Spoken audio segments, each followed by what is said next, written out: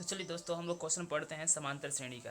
हालांकि आप लोगों को दिख रहा होगा 19 नंबर सवाल। इसमें क्वेश्चन लिखा है कि 3 है, 3 प्लस रूट दो है, और 3 प्लस 2 रूट 2, फिर ये वाला चीज़ है। तो इसका सार मंत्र निकालना है। सार मंत्र का मतलब होता है डी, यानी कि डिफरेंस निकालना है हमको। ठीक है ना। तो कुछ नहीं करना है, सबसे पहले इसको घटा लेना है चुपचाप। यानी कि मान लीजिए 3 है, फिर अगला क्या है 3 प्लस रूट 2 है। ध्यान से देखिएगा, जिनको जिनको नहीं आता है। 2 रूट 2 है, फिर क्या है 3 प्लस 3 रूट 2 है। तो इसको क्या कर लेना है, घटा लेना है। जिस इसमें से इसको घटाएंगे तो कितना होगा, तो 3 प्लस रूट 2, इसमें से क्या घटाना है, 3 को घटाना है। 3 और 3 कट जाएगा तो हम लोग क्या बचेगा, रूट 2 बचेगा। तो हम लोग का रूट 2 वाला आंसर सही है, यानी कि बी आंसर सही है।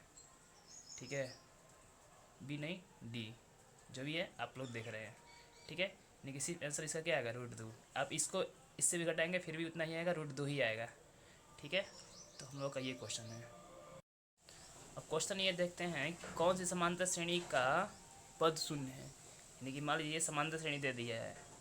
देख लीजिए ध्यान से, यहाँ पे मैं सोल्यूशन कर रहा हूँ 20 का। यानी क्वेश्चन में क्या दिया है, 21, 18, 15। यानी कि ऐसे ही एपी चल रहा है, और इसका पूछ रहा है कि कौन सा पद शून्य होगा। शून्य यानी कि जीरो, यानी कि हमको ए एन का मान यहाँ पे जीरो दे दिया है। ठीक है, शून्य बोला है ना, कौन सा पद शून्य है, यानी कि ए एन का मान कितना है, जीरो है। तो इसका एक फार्मूला होता है, छोटा सा ही फार्मूला है, ज़्यादा लंबा फार्मूला नहीं है, देख लीजिए। तो फार्मूला क्या है, ए एन बराबर A plus N minus 1 into D. ठीक है, तो ए जो होता है शुरू वाला टर्म होता है, सबको पता है, प्रथम पद है। और एन क्या है, हम लोग को पदों की संख्या है। और डी क्या है, कॉमन डिफरेंस है। ठीक है, मैं एक बार आप लोगों को लिख देता हूँ। एन बराबर होता है कौन सा टर्म दिया है, यानी कि nth टर्म। ठीक है, और ए बराबर होता है हम लोगों का फर्स्ट टर्म, यानी कि प्रथम पद। और एन बराबर होता है नंबर ऑफ टर्म्स, यानी टोटल इसमें कितना टर्म है। ठीक है, नंबर ऑफ टर्म्स। फिर अगला क्या है जी, डी है।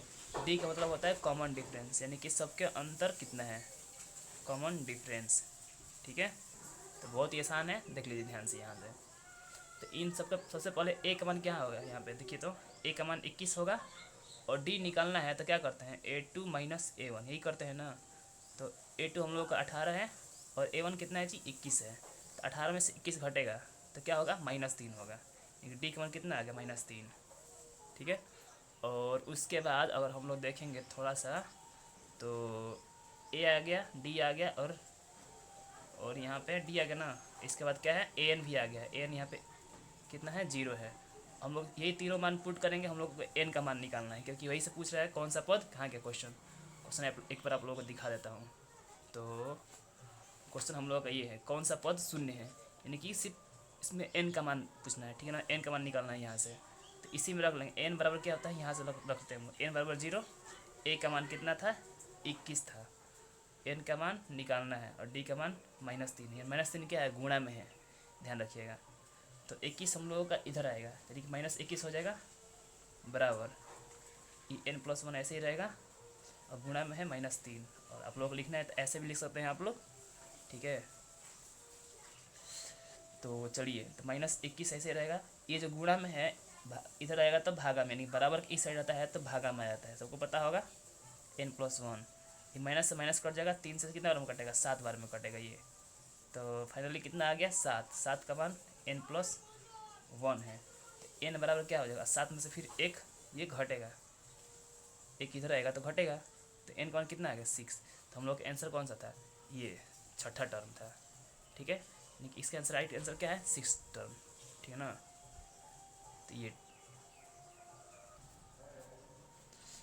देखिए, यदि किसी समांतर श्रेणी का छठा पद 30 एवं सार मंत्र 5 है तो उसका प्रथम पद क्या होगा। तो हम लोगों को निकालना है प्रथम पद, यानी कि ए का मान। तो छठा पद दिया, यानी कि A6 का मान दिया है कितना, 30। और डी सार मंत्र मतलब होता है डी का मान दिया है 5। प्रथम पद यानी कि ए का मान हम लोगों से पूछ रहा है। तो A6 होता है क्या, ये आप लोग पढ़े होंगे, A+5D होता है। इसका मान हम लोगों को 30 दिया है, और डी का मान 5 दे ही दिया है, तो इसी में बस 5 का मान रख देना है। यानी कि जो इक्वेशन है यहाँ पे, डी का मान रखना है, ए का मान आंसर आ जाएगा। तो A+5, और डी का मान कितना है जी, 5 ही है ना, है तो रख दिए हम लोग। ए प्लस कितना होगा, 25 हो गया, बराबर 30। फिर एक बराबर क्या होगा, 30 - 25। ए का मान कितना आ गया, 5, घट जाएगा। तो हम लोग a का मान 5 है। तो आंसर क्या है जी? a का मान 5। चलिए 42 नंबर क्वेश्चन देखिए आप लोग कि समांतर श्रेणी के 3 क्रमागत पद ये है और ये है, तो x का मान हमको निकालना है। बहुत ही आसान है, ध्यान से देखिएगा, इसका एक ट्रिक भी है। सबसे पहले हम लोग देखते हैं 5x+3 दिया है और एक दिया है 8x और एक दिया है 9x+3। ये तीन ही पद दिया है, तीन पद में हमको x का मान निकालना है। यही सवाल में दिया था यहाँ पे, तो बहुत ही आसान है।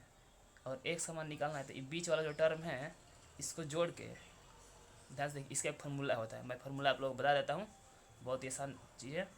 अरिथमेटिक मीन का आप लोग अरिथमेटिक मीन पढ़े होंगे, जो लोग भी पढ़ा है अरिथमेटिक मीन।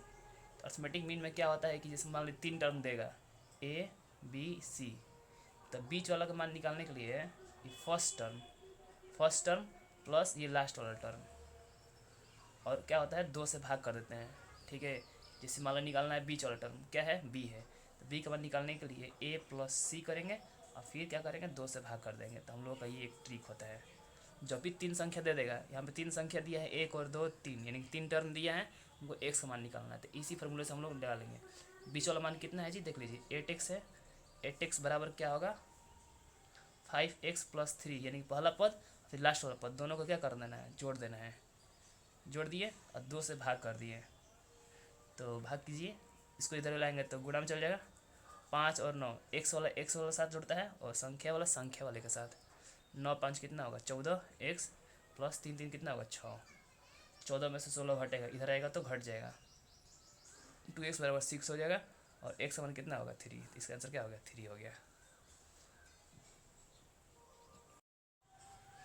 चलिए देखिए, ये हमें सवाल पूछता है कौन सी समांतर श्रेणी में है, कि ऐसे 4 ऑप्शन दे देगा और पूछेगा कौन सा समांतर श्रेणी में है।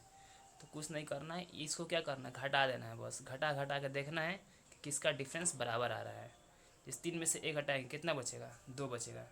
तो 2 जो है, और यहाँ से देखिए इसमें से 2 बचेगा और इसमें से घटाएंगे 3 बचेगा, 3 के ही से कट गया। देखिए यहाँ से घटाएंगे 3 में से 1, ध्यान से देखिए। और इसको सवाल बनाना 1 सेकंड में आप बना सकते हैं, ज़्यादा टेंशन नहीं लेना है। ठीक है, क्या होगा जी? 1 मिनट रुक जाइए, मैं आप लोग बता देता हूँ। इसका डिफरेंस ध्यान से देखिए, डिफरेंस हमेशा बराबर होना चाहिए। ठीक है, डिफरेंस हमेशा बराबर होना चाहिए। जैसे मान लीजिए 2 4 6 8 और यहाँ पर लिख दिए 5 10 50 100, तो बोलेंगे कौन एपी में है? तो ये वाला एपी में है और ये वाला एपी में नहीं है। कैसे पता चला? तो इसका अंतर जो है हमेशा बराबर होना चाहिए। देखिए 4 में से 2 घटाएंगे 2 बचेगा, 6 में से 4 घटाएंगे 2 बचेगा, 8 में से 6 घटाएंगे 2 बचेगा। यहाँ से देखिए यहाँ पे 5 बच रहा है घटाने पे, यहाँ पे 40 बच रहा है, यहाँ पे 50 बच रहा है, यानी कि जो ये बराबर नहीं है तो ये एपी में नहीं होगा। वैसे ही है, कौन समांतर श्रेणी में है क्वेश्चन में था, तो हमको क्या करना है? समांतर श्रेणी का बस मान निकालना है। तो ध्यान से देखिए, और यहाँ पे क्या करना है? 3 में से 1 घटाना है, 2 बचेगा, 9 में से 3 घटाएंगे कितना बचेगा? 6। यहीं पर अलग अलग आ गया, यानी कि पहला ऑप्शन नहीं होगा, यानी कि ए को हम लोग बाहर कर दिए। बी वाले पे देखते हैं, ए है 2a है 3a है, 2a में से a घटाएंगे तो a बचेगा, 3a में से a घटाएंगे a बचेगा, यानी कि दोनों ये क्या है? बराबर है। ये कि ये हम लोग का सही है। हम लोग बी आंसर आ गया, बस बराबर हो गया तो हम लोग सीधे दूसरा पे जाना ही नहीं है, सीधे बी आंसर है।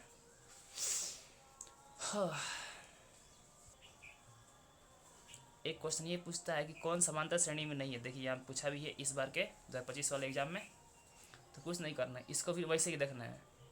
2x में से x घटाएंगे x बचेगा, फिर वैसे ही 3x में से 2x घटाएंगे यानी कि x बचेगा। x है 2x है 3x है, सबका अंतर बस देखना है बराबर है कि नहीं। घटाएंगे x बचेगा, इसमें से घटाएंगे x बचेगा, इसमें से घटाएंगे x बचेगा, यानी कि बराबर है। यानी कि ये वाला तो है, और हम लोग मानते हैं कि बस इस पे आते हैं। बी वाला भी अभी 2 4 6 8 बता दिए, यानी क्या था? ये भी एपी में है। और इसको देखिए 1 का स्क्वायर 3 का स्क्वायर 5 का स्क्वायर 7 का स्क्वायर, ये वाला एपी में नहीं है, यानी कि हम लोग का आंसर कौन सा होगा? सी आंसर होगा। कैसे एपी में नहीं है? तो 1 का स्क्वायर 1 होगा, 3 का स्क्वायर कितना होगा जी?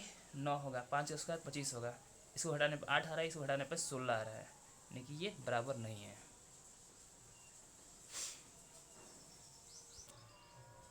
n प्राकृत विषम संख्याओं के योगफल, एक सवाल ये पूछ रहा है, बहुत ही आसान सवाल है, आप लोग देखिए ध्यान से। इसका अगर पूछेगा ना n विषम प्राकृत संख्याओं का योगफल, एन जब बोलेगा ओड संख्या यानी कि विषम प्राकृत संख्या का योगफल, तो इसका हमेशा होता है एन स्क्वायर। ठीक है, योगफल जब भी पूछेगा तो एन स्क्वायर होगा, तो इसका आंसर क्या होगा जी, एन स्क्वायर होगा, बी आंसर होगा।